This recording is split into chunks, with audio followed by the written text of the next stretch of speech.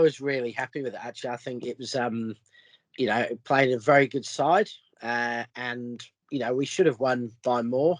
I think it panned out almost as I thought it would. I think I said in the call earlier this week I thought we'd win comfortably, but by a narrow scoreline. I thought 2-1, and it was a bit like that. We should have had more goals. We were quite comfortable, but we did give them a couple of good chances. Obviously, a disallowed goal and a couple of chances where I thought they actually looked more dangerous when Iheanacho came on. I thought he looks like a player who's really improved. My highlight of the game actually was in the 89th minute when Jack Grealish sprinted back really fast, about 50 metres, and stopped. I think is it Albrighton who was Leicester were making a good break. And I just thought that's not something I ever thought I'd see from him or I've seen in his game, but it just shows how adapted he has been to City. And I thought him and Bernardo, to me, were just brilliant all game. I thought they played fantastically. And if you'd have asked me who'd be playing the roles they do, it would be Foden and De Bruyne. So, that is, how on earth we're going to work out how to get Foden, De Bruyne, Bernardo and Grealish into a side together. But that's frightening for other sides. The other point, and I'm sure, Rob will go on to this, is that we are still missing chances. We are playing some great football. We're creating chances, but we are still not banging it in the net. Was it, Jesus only had to put it 1 foot either side of Schmeichel. Good save from Schmeichel, but should have scored. Other chances that, came and went. I think we probably should have scored 3, at least in that game. So hopefully that's not going to cost us in bigger games when we're not as clinical as we should be. I must admit, when the game was about to start, I was a bit nervous about the game. Leicester are a good side. We all know the strengths on the break with Vardy and the pace they've got with Barnes, etc. And I was a bit worried about the game because if City have got a weakness, it's on the counter. If they don't keep the ball well enough, they can get countered very, very easily. And I must admit that City controlled the game first half. I thought they did very well first half. They had a lot of shots within inside the 18-yard box, and it's quite clear that we miss a striker. To me, it's no question about us missing a striker in there. We're relying on midfield players to be natural finishers, which, to be fair to Torres, he's doing his best. He's making some good runs, etc. He's not a natural striker. He's a made into striker, and I think it's clear to say we're missing an Aguero type player. And I agree with Iheanacho. He's very, very. He's improved play. He seems to have grown in strength as well in the way he's playing. Stronger. And we won't go far wrong by getting him back. I'll be honest with you. If we can't get a Haaland, I wouldn't say no to having him back. To be honest with you, not in our team because he scored a hatful of goals for us. It really would with the chances that we create. But I thought that second half. I thought the first 5 minutes of the second half, I thought we were very sloppy, very slow in midfield. Gave a few things away. They obviously scored and got that goal disallowed, and they had a one-on-one as well, which the keeper saved. I thought Edison had made 2 or 3 very, very good saves. But we all know that Leicester on the break are going to cause every team in the Premier League problems. They're very quick, they're very direct. They hit the ball early to the front men, and it causes a few problems yesterday. Grealish and I would say Bernardo Silva were man of the matches. I can't really split the pair of them up. I thought they combined very well down that left side all the way through the game. Yeah, and Grealish, I agree with you. Grealish came back and did the dirty work, which we've not seen him do before. So I think he's learning that you can't just stay up the field and not track back in a Pep side. You just can't do it. And overall, a fantastic win against a very, very good side. At the King Power, which is never easy to get points. We've seen Leicester turn us over before, but overall, you can't argue with 3 points. And Bernardo was fantastic. So was Grealish. Bernardo being a bit more direct as well. He showed a bit of his old Monaco self yesterday with that setting up the chance for Jesus. It was some pretty impressive stuff there. So, it's going to be on to guys like Mahrez to get back in the side, and even De Bruyne and Foden to get back in the side without them playing. It's a good problem to have, though, isn't it? Yeah. We've got Champions League on midweek, and maybe a few of them will be rested, and De Bruyne and Foden will come back in. What did you think about the situation yesterday with Cancelo on the left-hand side? I thought he was very good. He got caught a few times up the field and got caught out, which left Laporte very, very exposed a few times. And we got caught one-on-ones because of that. How did you think he did yesterday? I think, to me, I'd pick Zinchenko ahead of Cancelo. Yeah. Cancelo plays, he wants to play that Fabian Delph role, going into that centre midfield.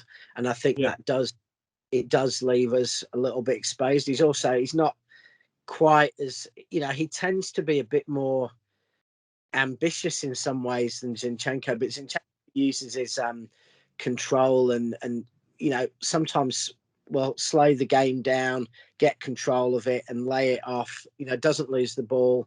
And I don't think I feel quite comfortable with Zinchenko back there now, but obviously we're kind of easing him into the season. But I wouldn't be surprised if we see Zinchenko and Stones and De Bruyne, Sterling, possibly even Foden. I wouldn't be surprised if we see quite a few changes for this week. I think Guardiola now, he's kept the same team 3 weeks. They're doing well. He's got a lot of those players into form, but I think he'll now want to start getting, De Bruyne and Foden and Stones and those other guys match fit as well, so that we've really got a full strength squad as we get into, Chelsea, PSG, Liverpool, which is going to be the hardest week we've possibly had in our, almost in our Premier League history. We need to find an answer for the Rodri and Cancelo problem. And for me, that is Zinchenko has to be first choice left back, and Cancelo really needs to think about changing his career to becoming a defensive midfielder, like Joshua Kimmich did at Bayern Munich. Because Cancelo's future it's not at left back. It's not, because Cancelo at left back makes Laporte and Diaz look weak. And oh my God, how the hell, that's like kryptonite for Superman. How do you make Superman look weak? Put Cancelo at left back. So you need to stop that already, Pep. You need to get that out of your system, mate, because it does not work unless it's an absolute emergency. I'll say it now, yeah. I can't stand Nathan Ake, but I would rather see Nathan Ake at left back than Cancelo anymore, because it is the Achilles heel. It's the massive Achilles heel.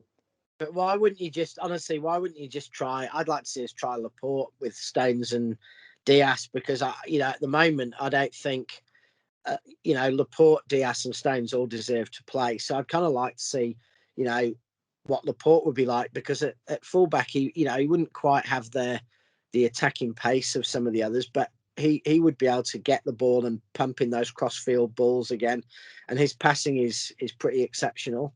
I would like to see Cancelo, because I think he's looked at his best for City, and when he was playing really well in January and February, it's because he was spending so much time in that slipping into central midfield and playing a central midfield role. So I'd like to see him given a go. Teams like Leicester who play on the counter, you've got to be able to read danger. I remember when Fernandinho came on yesterday, he pressed them up top to stop the counter. He didn't play in that deep role. He came on and stopped it at source, where he does in games. Fernandinho does in games. He does that regular, where Rodri doesn't tend to do that. And if he's got a weak area that he needs to work on, if he's saying he doesn't look fit, I just don't think he reads danger well enough in that position. I think our problem is Fernandinho.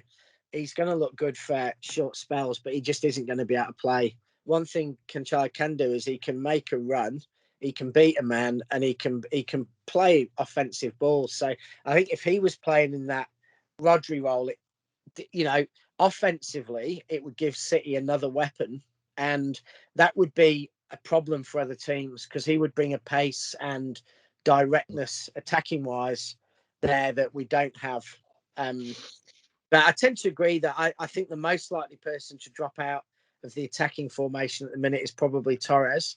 I think, and probably Gundogan in terms of getting a bit of a rest. So, I can see Gundogan and Torres making way for Foden and De Bruyne, and we probably will use De Bruyne. In apart from 8 games last season, all Gundogan does is make the numbers up. I know. I'm going to get a lot of hate for that, and I know that a lot of people are like, "Oh, Gundogan's our best player." Clearly, if you think that Gundogan was our best player last season, you don't understand football. Bernardo was by a mile. Get over it. Gundogan's just in the team to make the numbers up at the minute. When the big boys are fit, when Foden and De Bruyne are fit, Gundogan's on the bench at best. But my problem with that is Ferran Torres. I want to see Ferran Torres have a career. But based on yesterday, Grealish, Bernardo on the left, Foden, Jesus on the right, De Bruyne through the middle, with Cancelo behind would be my choice. Where would you play? Where would you play? Well, we'll talk about yesterday. Obviously, Cancelo to me can't play left full back because he has to tackle with his right foot, which straight away puts him in a lot of problems. To me, I'd agree with it. Try him in that CDM role. We've got an issue there. We've certainly got a problem now at the left full back because really we've only got one natural left full back player who's accounted for a natural. Listen, I am definitely on board with the Laporte at left back thing, but I think that egos won't allow that to happen. Laporte wants to be first choice centre half. He won't play left. He'd play left back if we played with wing backs. Cancelo might be a better wing back than a left back. But if we played with a back three, so Laporte, Diaz, and Stones, then I think he would be more happy. But you're not going to get him playing out and out left back unless it's an emergency. Would you try Aki in that position at left full back? Well, if we didn't have Zinchenko, yeah. But obviously my default first choice is Zinchenko. But if Zinchenko was injured, I wouldn't go to Cancelo. I would try Aki. You've got to get that £41 million flop working in your team somehow, aren't you? So here's a question for you both. I think the player who could go into defensive midfield ahead of Cancelo is actually Zinchenko, because I think he wants to be playing further forward. I think he's defensively and offensively a very smart footballer. You're not wrong, Rich, but it's square peg round holes. If you put Zinchenko further forward, then you're playing a weaker left back. So your best bet is to see what Cancelo can do in that DM role and stick with your strongest left back first before you start. Possibly. If we sign a left back, if we just talked about the other day, we sign a Theo Hernandez or someone who comes in as a strong left back, I'd like to see Zinchenko given that Fernandinho role, because I think Zinchenko is a massively underrated footballer. I think he's intelligent. He's good in the air. He can. By me, he's not. He ain't underrated by me, mate. I'm telling you, he'd walk into most Premiership midfield. If we can't get Haaland in January or next summer, would you go for Iheanacho again? I've always said about Kelechi Iheanacho, I think we were stupid letting him go in the first place. I've always said this, and everyone always disagrees with me. He had 60 games at City and scored 21 goals. Now, if you break those 60 games down, he had 49 games as a last 5-minute substitute and then about 15 games as a starter. And every single time he was a starter, he scored a goal. And we got rid of him. Yeah, we did. So I don't understand it for me. Kelechi Iheanacho should have been a player that we never let go in the first place. At the most, what we should have done with Nachos is loan him to Leicester for 2 seasons and then brought him back, but we didn't. So I'll never understand that one personally. But that's because I'm a Nachos fan.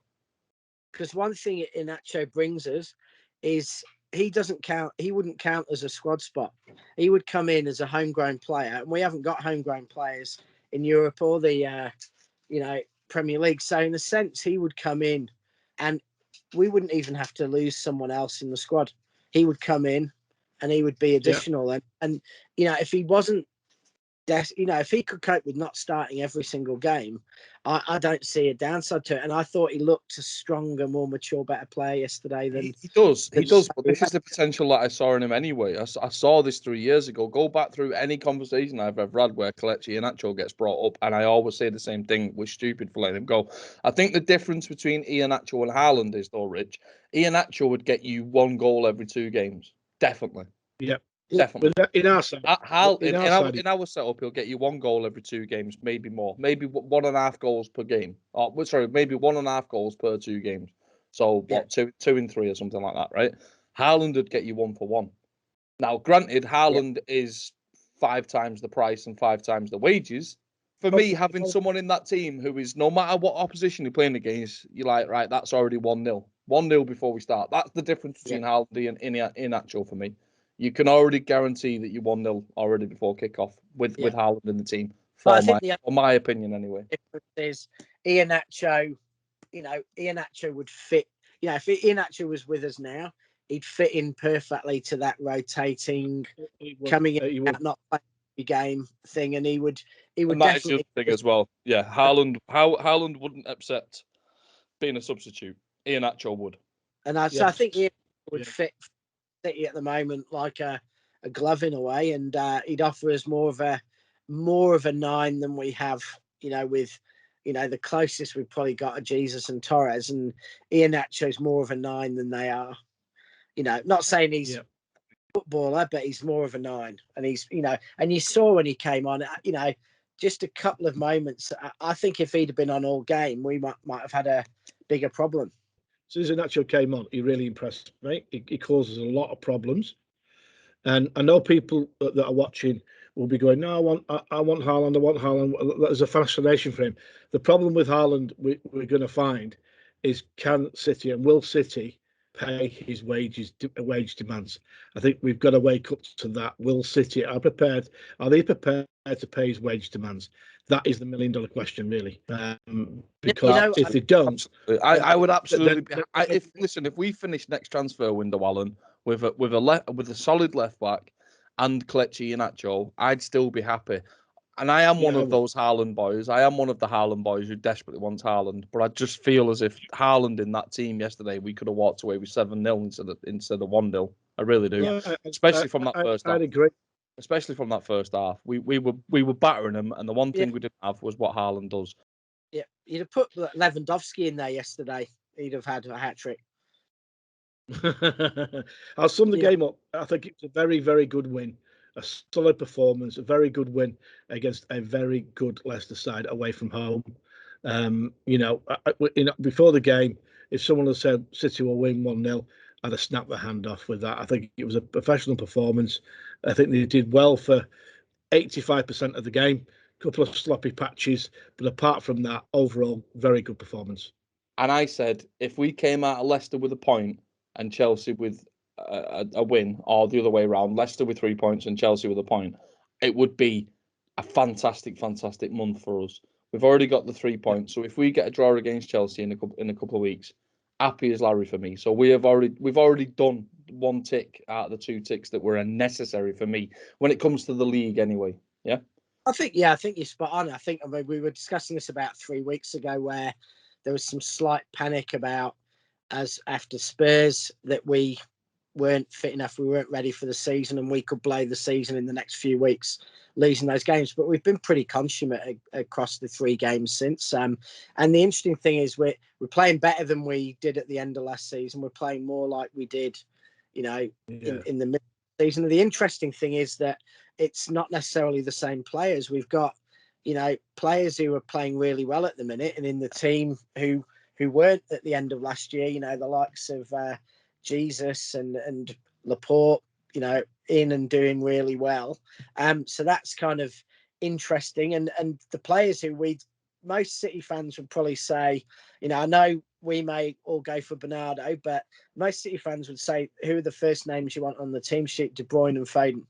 And we're about to see De Bruyne and Foden come back into a team where, you're having to move players who are playing pretty well out to get them in. And I can't wait to see them back in with Grealish and Bernardo and Jesus playing well. I think that, do you think Bernardo will play when KDB comes back in and Foden? I don't. Absolutely. I think all 3 will play. I think all 3 will play. One of them will be 10. Yeah. So De Bruyne can play 10. De Bruyne could play midfield. Bernardo could drop into the midfield. I think all 3 will play, Alan. Absolutely all 3 will play. And that, for me, Grealish, Bernardo, Foden, De Bruyne, and then you can pick whoever you want, Torres, Sterling, or Jesus. Yeah. And that 4 or 5 will be unplayable for most teams. Most teams will have panic attacks the night before over that front 4 or 5. They really will. 5 players there. Whilst we don't have that 30-goal a season striker, we have half a dozen 15-goal a season attacking midfielders. So I think there's enough of them will get good goals. Well, I think the beauty of it, though, Rich, the beauty of it is that they're all interchangeable. They're interchangeable, Rich. Yeah. Grealish can play central. Grealish can play wide. Yeah. Jesus central wide. De Bruyne central wide. All of them are completely interchangeable. So if you're defending against that, Alan, go back to when you were 15, 16 playing for your school or your county. You'd have nightmares. Yeah. When I played football, I played against 2 strikers, and I knew it was my job to mark one of them out of the game. That was my job defensively. Yeah. You're playing against a City team now. I'm not marking one player out of a game. I'm potentially marking 5 out of a game, and I might as well just tie my shoelaces together and put a blindfold on because I'm never beating it. So if you're an opposition defender, mate, you have got to be world class, else you're having a bad day. Yeah, and the second you get the ball and you're thinking I can have a bit of a rest, you've got Bernardo or Jesus or even yesterday, Grealish on you within about half a second. And so teams who actually want to have a breathing space and try and get control and slow the game down, they're not getting a second because they've got a wasp on them, buzzing around them within half a second of getting the ball. It's madness. But imagine you're right. Imagine that with a striker, the chances. Imagine a striker with Grealish, Bernardo, De Bruyne and Foden there to give them the ammunition. It's scary. Absolutely. Can you do me a favour? Can you name one of their midfielders from yesterday that had an impact on the game? See how long it's taking you? You'd have to Google it. Yeah. Well, they didn't. Their midfield had no impact. The only players you heard about from them yesterday were defensively and then a bit of Vardy and a bit of Iheanacho.